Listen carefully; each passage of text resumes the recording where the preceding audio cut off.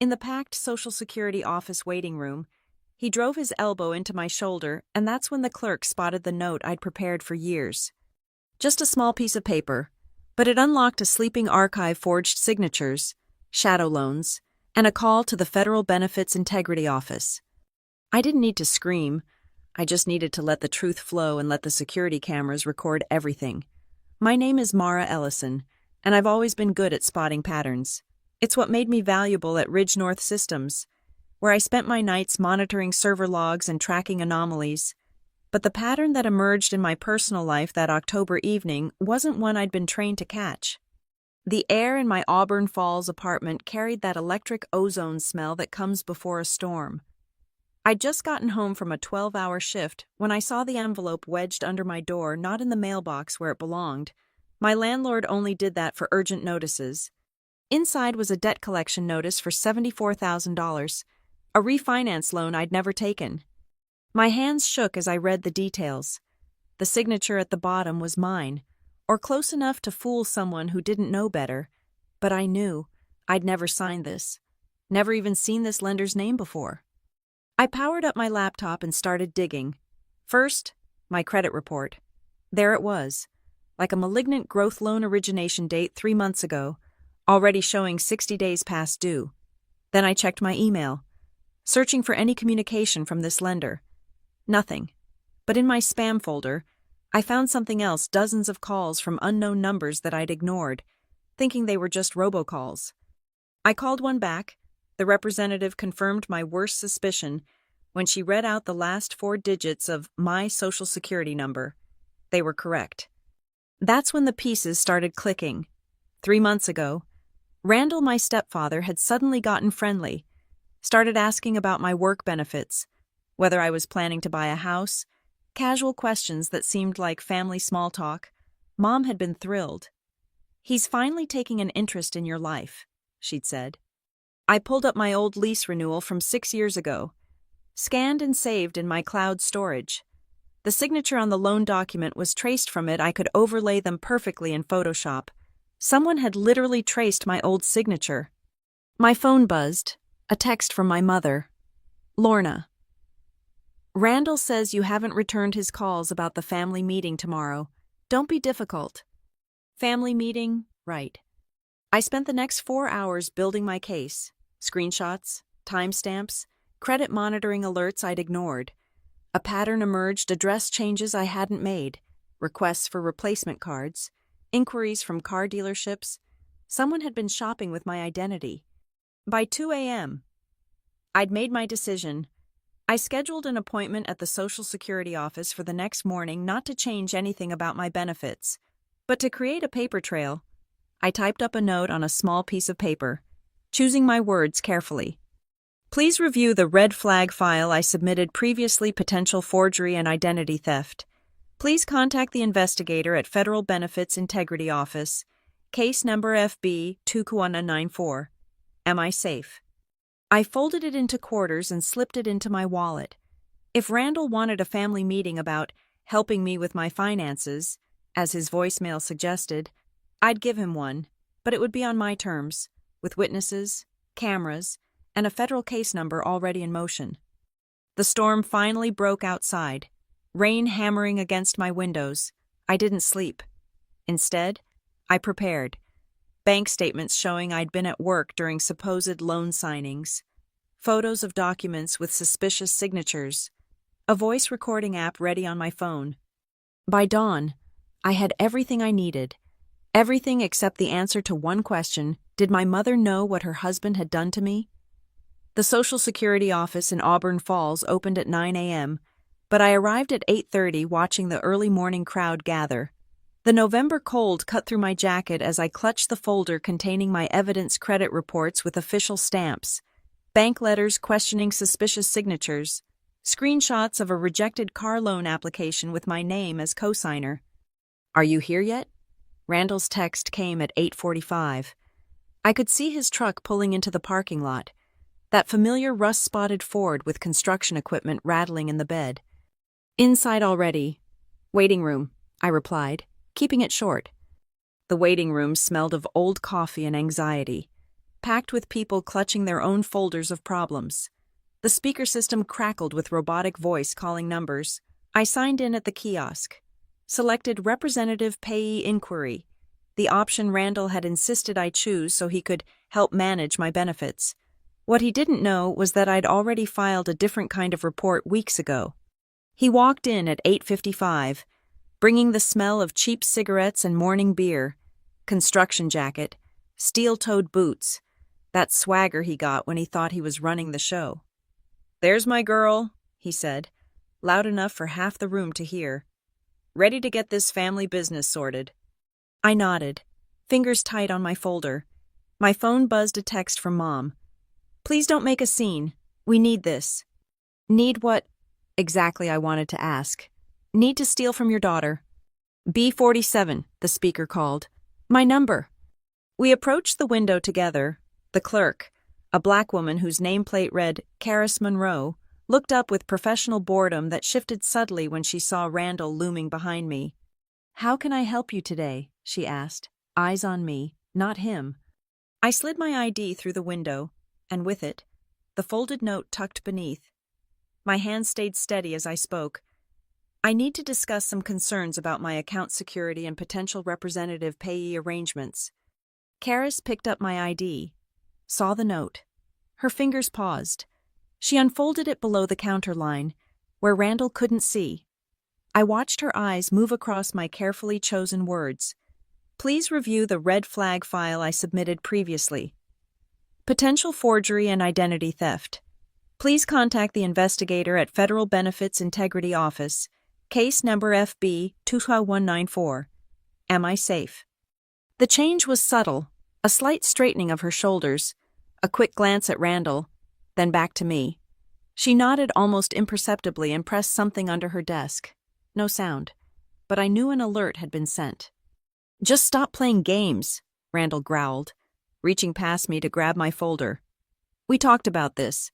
Just sign the papers so I can help you manage things. Your mother's worried about you." "Sir, please step back," Karis said, her voice carrying new authority. "I need to speak with Ms. Ellison directly." "She's my daughter," he snapped. "Stepdaughter," I corrected, pulling my folder back.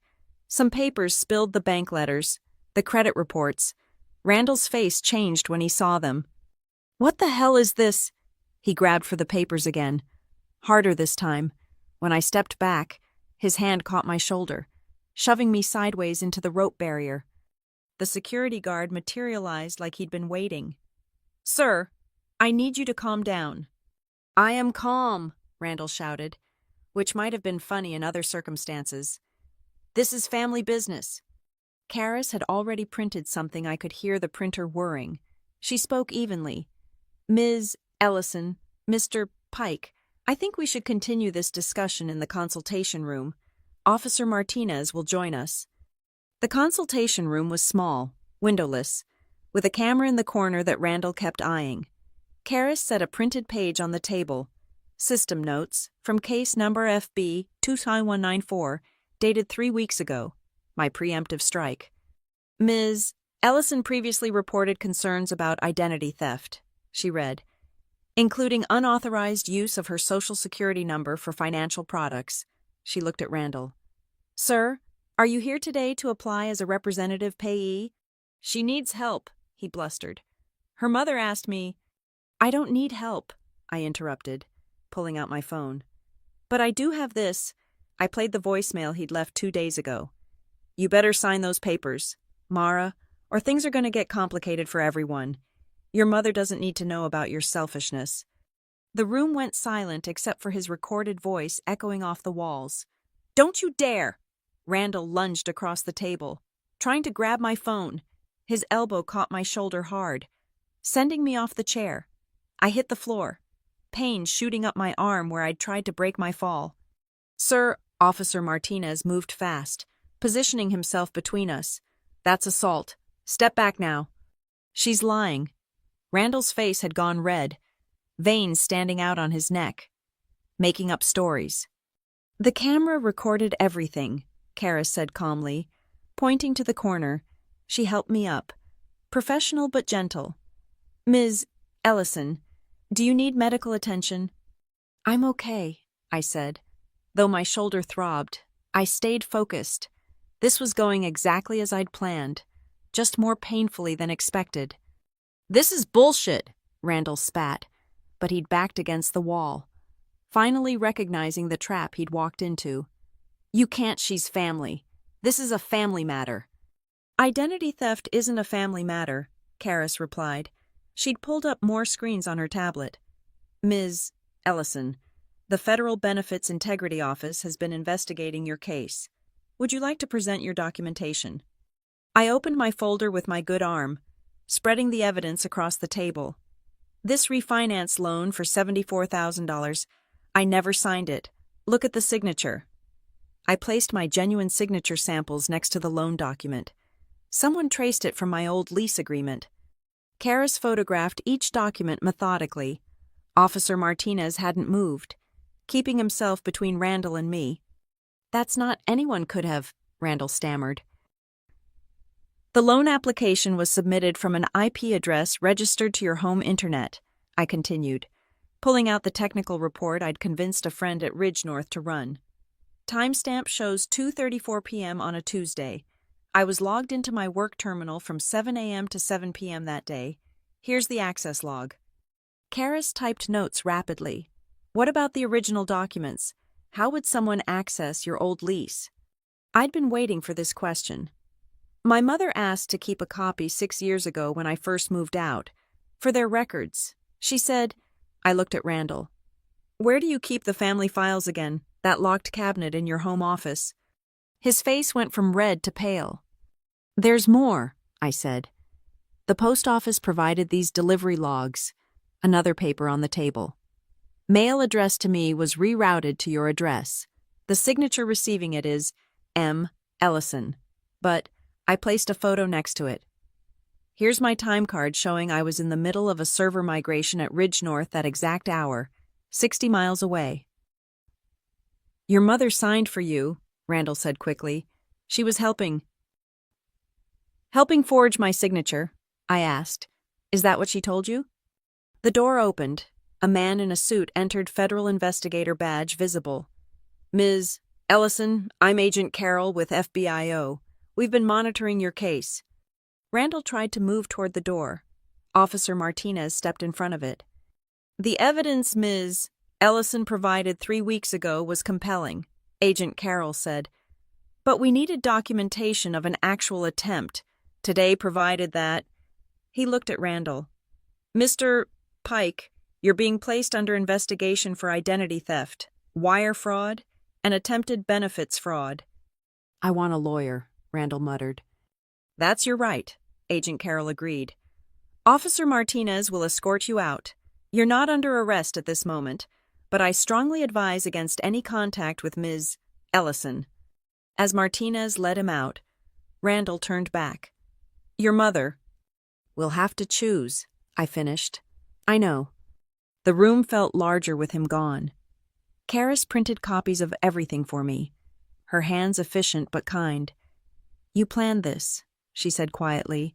The note, the timing, everything. For 3 weeks, I admitted. Since I found out about the loan. Agent Carroll nodded approvingly.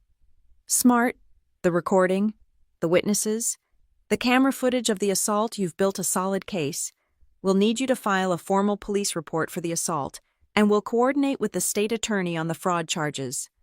What about the money? I asked. The loan. With this evidence, the lender will have to void it. It'll take time to clean up your credit, but it's doable. He handed me his card. We'll be in touch. And Ms. Ellison, consider filing a restraining order. Today's footage will support it. I gathered my papers slowly, my shoulder still aching. 3 weeks of preparation, 5 minutes of confrontation, and now the real work would begin, untangling the financial mess, facing my mother, rebuilding my life without the family that had tried to destroy it. But I'd won the first round, and I had it all on camera. The real detective work began after I left the Social Security office. My lawyer, Joan Kessler, had taken my case on contingency. She smelled blood in the water and a clear win. We sat in her office as she laid out the 3-layer verification process that would either prove my case or destroy it. "First layer," Joan said, spreading bank documents across her desk. "Old Mill Credit needs to verify this signature." She'd already sent them the original lease from 6 years ago. Their forensic analyst's report came back within days. The signature on the refinance loan shows clear evidence of tracing, pen pressure inconsistencies, hesitation marks at curve points, and perfect overlay with the provided lease document indicate mechanical reproduction rather than natural signing. The bank's fraud department suddenly became very interested in helping us. Second layer. Joan continued the following week. The postal records. The Auburn Falls post office had been meticulous. Their logs showed 12 pieces of registered mail addressed to me over 3 months, all requiring signature, all signed M. Ellison at Randall's address. But here's where it got interesting. I pulled my work records from Ridge North's security system.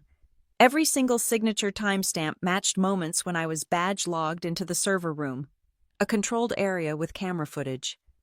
11 of these signatures match your mother's handwriting, Joan noted, comparing them to a birthday card Mom had sent me last year. She was complicit, at least in the mail fraud. My stomach twisted.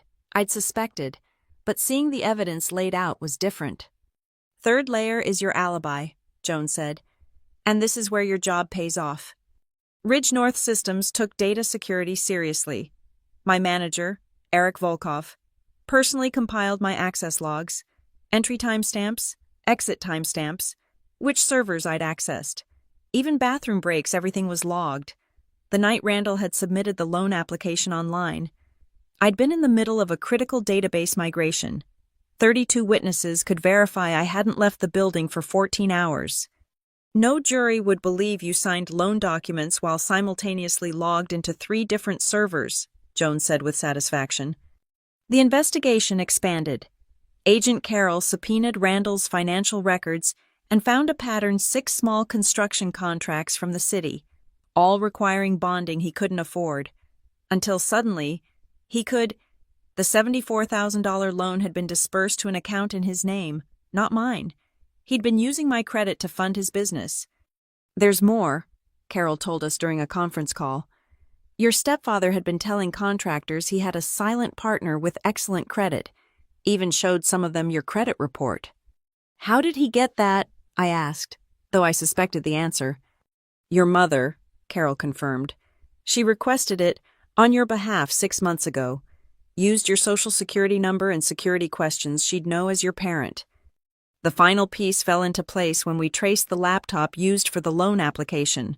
Randall wasn't tech-savvy, he'd used his own computer, leaving a digital trail a mile wide. His browser history showed weeks of research, how to forge signatures, penalty for identity theft family member, statute of limitations fraud. He'd even posted in a contractor's forum, "Anyone know how to get around credit checks? Got a relative who owes me but won't help out." Joan laughed when she read that. He documented his own criminal intent.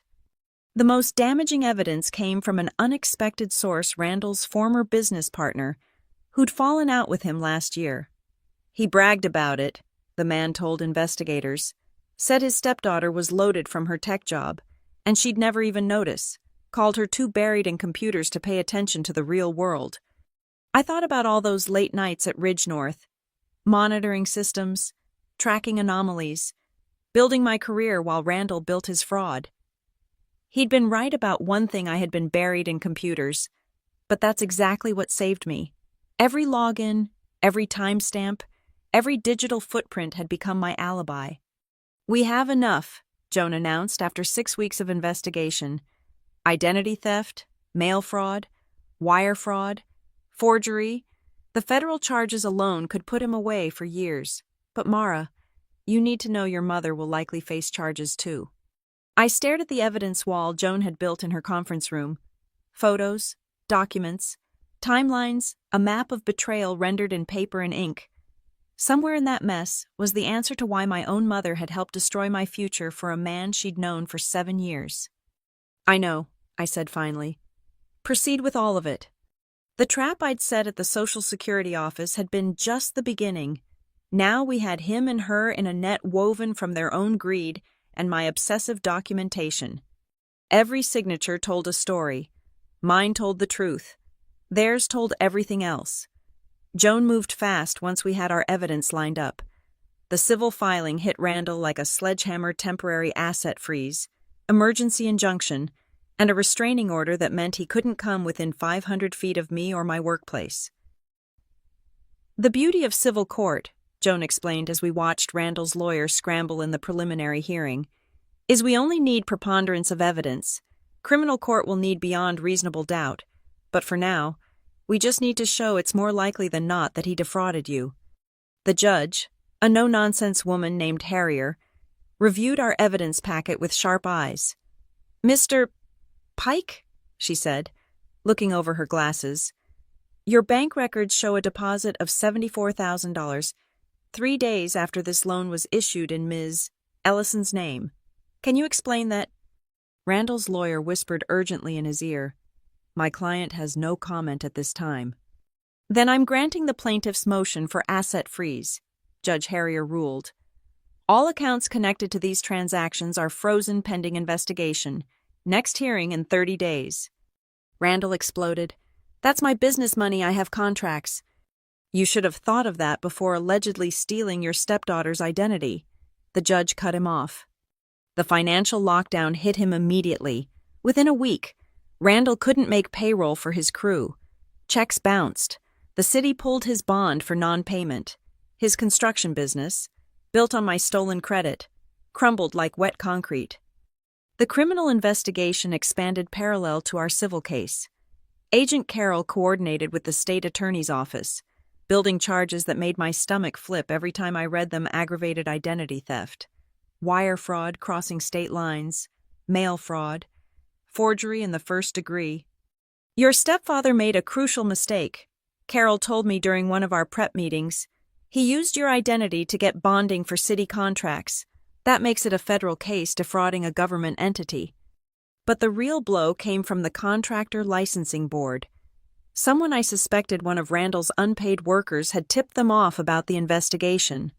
They opened their own inquiry and discovered something delicious. Randall had listed me as a financial partner on several applications, claiming my tech industry background made his company more stable. "Did you know about this partnership?" the investigator asked during my deposition. "First I'm hearing of it," I replied, sliding over my employment contract with Ridge North. "See this non-compete clause? I couldn't partner with any business without written approval from my company, which I never sought, because I never knew about it. The licensing board suspended Randall's contractor license pending investigation. Without it, he couldn't work legally in Auburn Falls or any surrounding county." Mom finally broke her silence when the house titled in both her and Randall's names got tagged with a lien. "How could you do this to us?" she screamed over the phone. "We're going to lose everything." "You helped him steal my identity," I replied, my voice steadier than my hands. "You signed for my mail. You requested my credit report. You chose your side. I was trying to help him provide for us. You have that fancy job, which I worked for, which I earned, which has nothing to do with either of you." I took a breath. "Mom, you committed mail fraud. The federal prosecutor is offering you a deal if you testify against Randall. I suggest you take it." The line went silent. Then family doesn't do this to each other. "You're right," I said.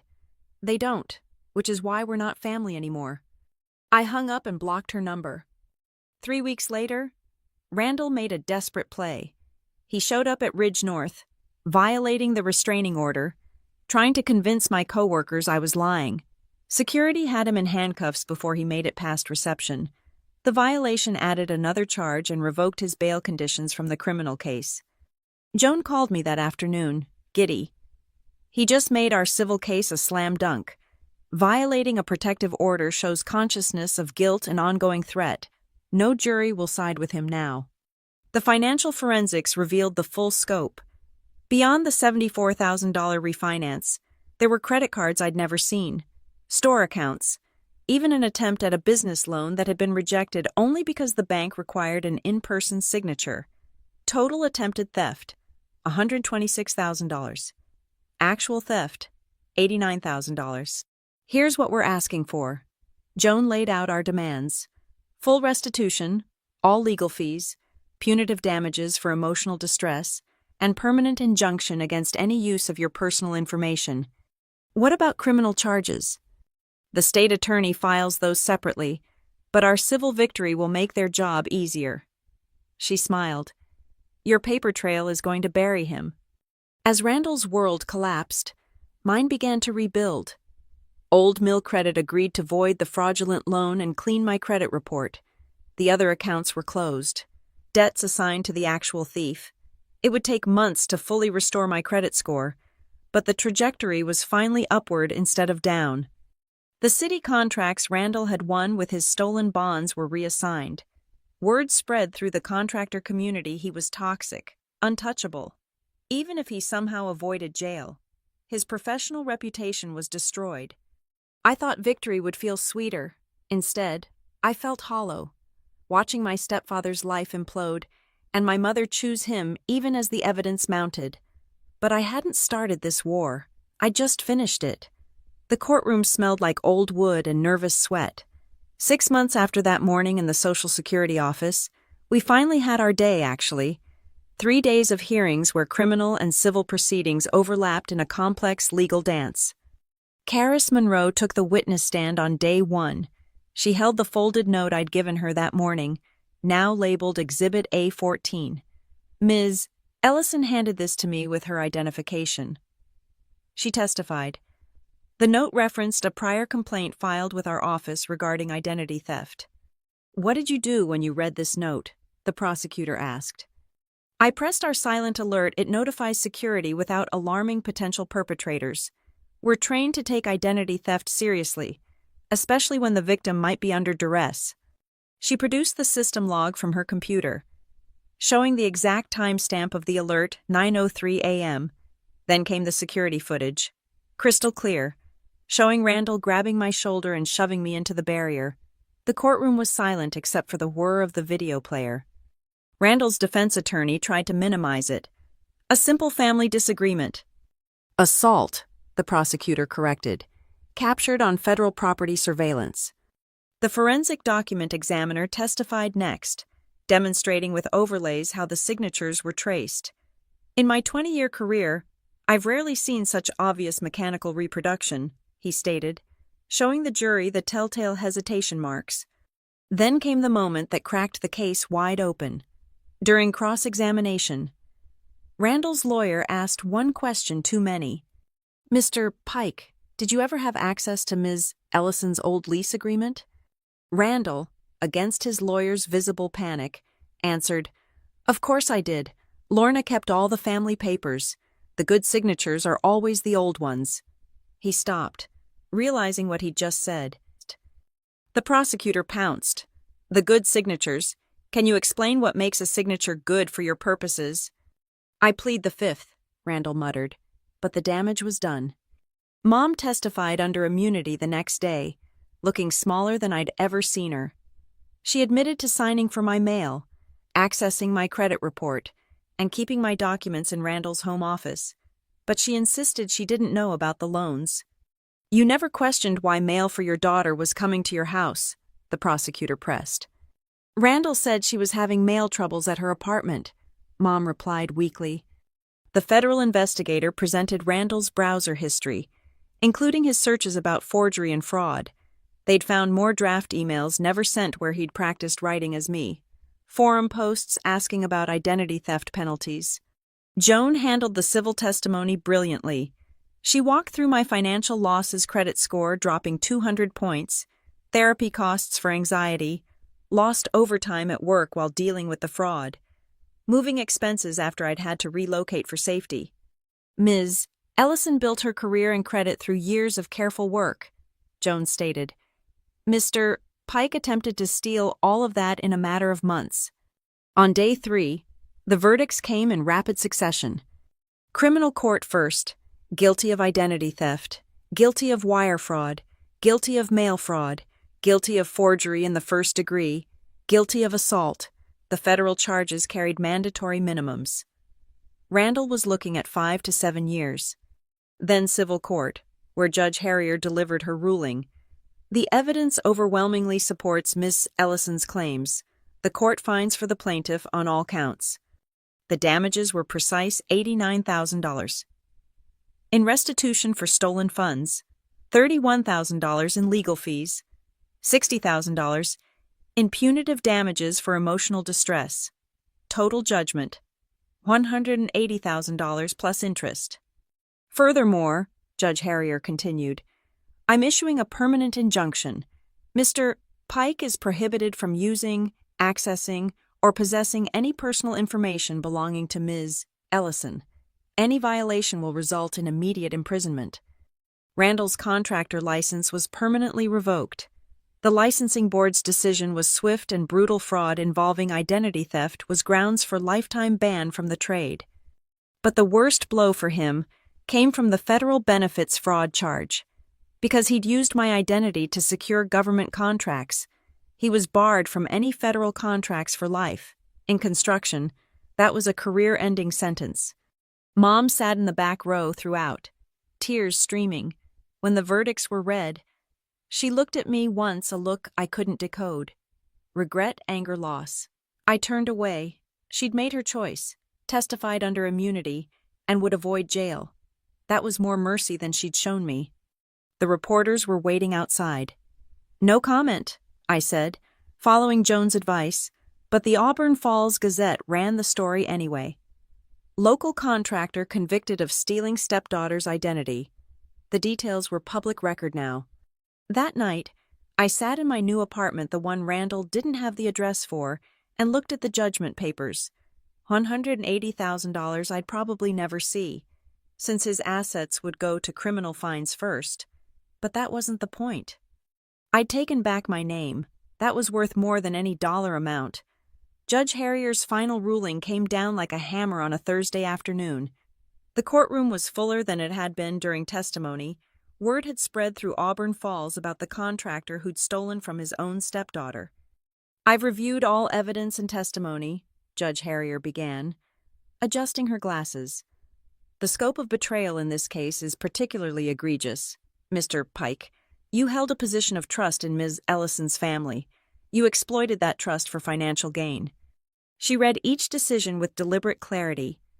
On the charge of identity theft, guilty. The evidence shows systematic use of Ms. Ellison's personal information over multiple months. On the charge of wire fraud, guilty. Electronic transmission of fraudulent loan applications crosses state lines, making this a federal offense. On the charge of forgery, guilty. Traced signatures are still forgery. Mr. Pike, regardless of your access to the originals. On the charge of assault, guilty. Security footage clearly shows unprovoked physical contact. Each guilty landed like a physical blow on Randall. His lawyer had stopped taking notes. Sentencing, Judge Harrier continued. For the combined federal charges, 78 months in federal prison. For state charges, 36 months. To run concurrently, total sentence 6.5 years. A gasp from the gallery. Mom's sob cut through the silence. Additionally, the judge wasn't finished. Restitution to Ms. Ellison in the amount of $89,000 for direct losses, plus $31,000 in legal fees. The court also awards $60,000 in punitive damages for emotional distress and deliberate malice. Upon release, Mr. Pike will serve 5 years probation with the following conditions: no contact with Ms. Ellison, direct or indirect, no access to financial services without court supervision, monthly restitution payments of no less than $500. She turned to the civil matters.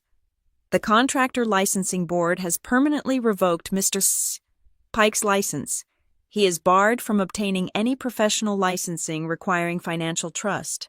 Furthermore, due to fraud involving federal contracts, Mr. Pike is permanently prohibited from bidding on government contracts at any level. The final blow. All assets obtained through fraudulent means are to be liquidated. This includes the equipment purchased with the stolen funds and any contracts secured through false bonding. Randall finally spoke. Your Honor, this will destroy. You destroyed yourself, Mr. Pike. Court is adjourned. The aftermath was swift. Federal marshals took Randall into custody immediately with his bail revoked after the restraining order violation. He went straight to processing. The local news caught him in handcuffs, head down, being led to the transport van. Mom approached me outside the courthouse. I hadn't spoken to her since our last phone call. "Mara, please." "Don't," I held up my hand. "You testified under immunity. You avoided jail. That's all you're getting from me." "I'm getting divorced," she said quickly. "The lawyer says with his conviction, it'll be fast." I felt nothing. "Good for you. I was hoping maybe we could what?" I turned to face her fully. "Start over. Pretend you didn't help him steal my identity. You chose him over me. Mom, you signed for my mail knowing something was wrong. You gave him my documents. You don't get to play victim now."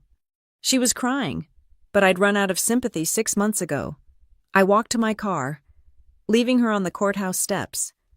The financial recovery began immediately.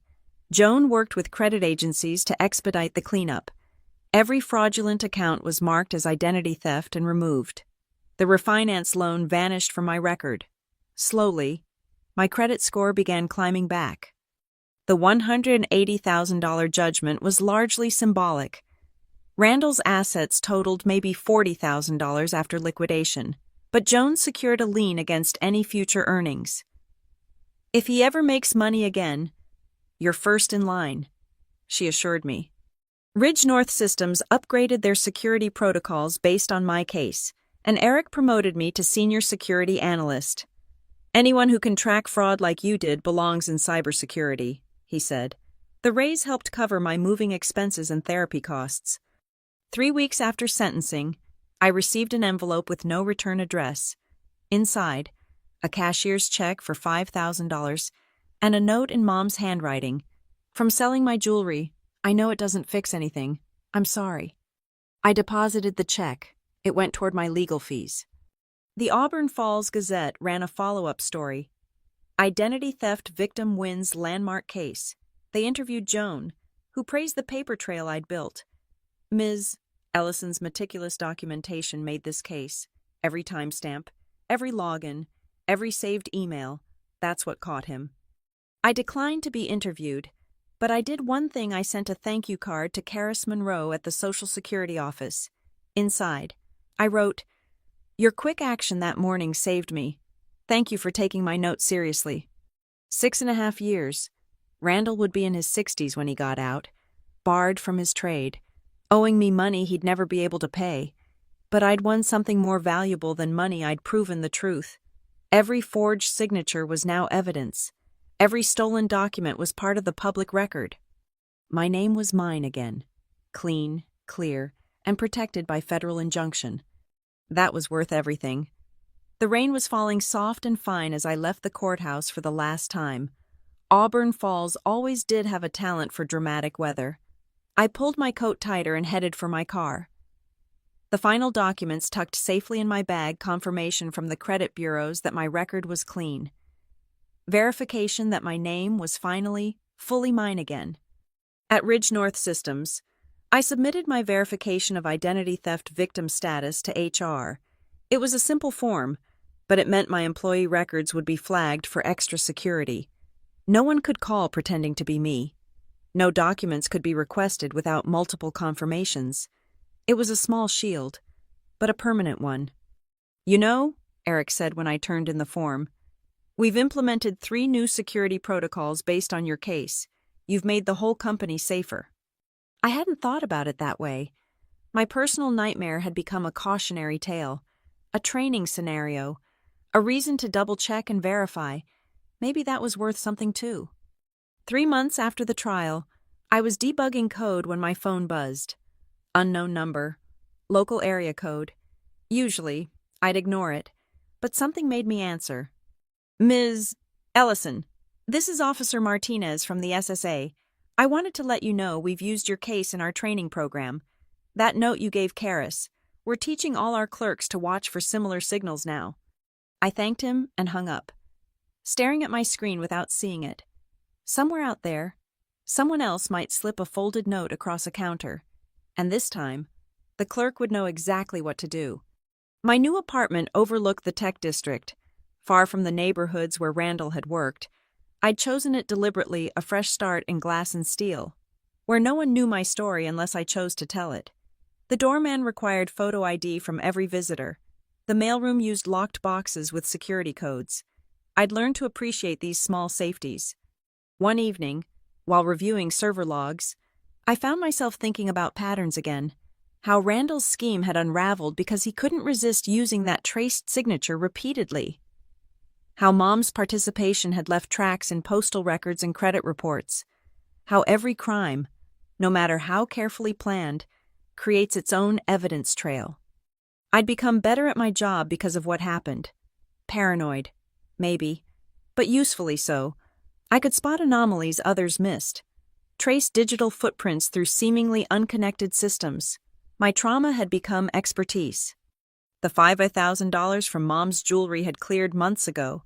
I never responded to her note. Sometimes I wondered if she'd found an apartment, if she was working, if she ever thought about the moment she chose to hand over my old lease to Randall. But wondering wasn't the same as caring. That bridge had burned to ash. A year after the verdict, Joan called with news. Randall's commissary account showed an interesting deposit. Turns out, he'd hidden some cash in a storage unit. The feds found it. How much? $12,000. It's being garnished for your restitution. Should hit your account next week. $12,000 against a $180,000 judgment. A drop in the bucket. But still it was something. Proof that the system, slowly and imperfectly, was working. I used the money to pay off the last of my legal fees and put the rest in savings. Not revenge money, recovery money. There was a difference. My credit score had climbed back above 750. Not quite where it had been before Randall's theft, but respectable. More importantly, it was protected now. Fraud alerts, credit freezes, monitoring services. I'd built a fortress around my identity with digital walls Randall could never scale again, even if he weren't sitting in federal prison. The last time I saw the Social Security office, I was driving past on my way to a cybersecurity conference. The building looked the same, beige brick, government bland, but I knew that inside, clerks were watching for folded notes. Security guards were ready with silent alarms, and somewhere in their training materials was a case study, Ellison v. Pike, the identity theft stopped by a prepared victim and a vigilant clerk. I'd walked into that building as prey. I'd walked out as a hunter who'd successfully sprung her own trap. The shoulder Randall had shoved still ached sometimes in cold weather, but the pain reminded me I'd stood my ground. I'd won. My phone buzzed. A work alert, unusual pattern detected in the login logs. I smiled, sliding into my car. Time to hunt anomalies, trace signatures, and protect other people's identities. It's what I did now. It's who I'd become. The rain had stopped. Auburn Falls stretched out before me. Washed clean and gleaming, I drove toward Ridge North, toward my future. My name singing clear and true on every document I'd ever sign again. Mine, just mine, forever. Thank you so much for listening to my story. I'd love to know where you're tuning in from. Drop a comment below and let's connect. Share our thoughts about identity protection and standing up for ourselves. If this story resonated with you, please consider subscribing to the channel and hitting the like button. And if you really want to help others hear this story, please hit that hype button. It makes such a difference in reaching people who might need to hear that they're not alone. Until next time, stay safe and protect what's yours.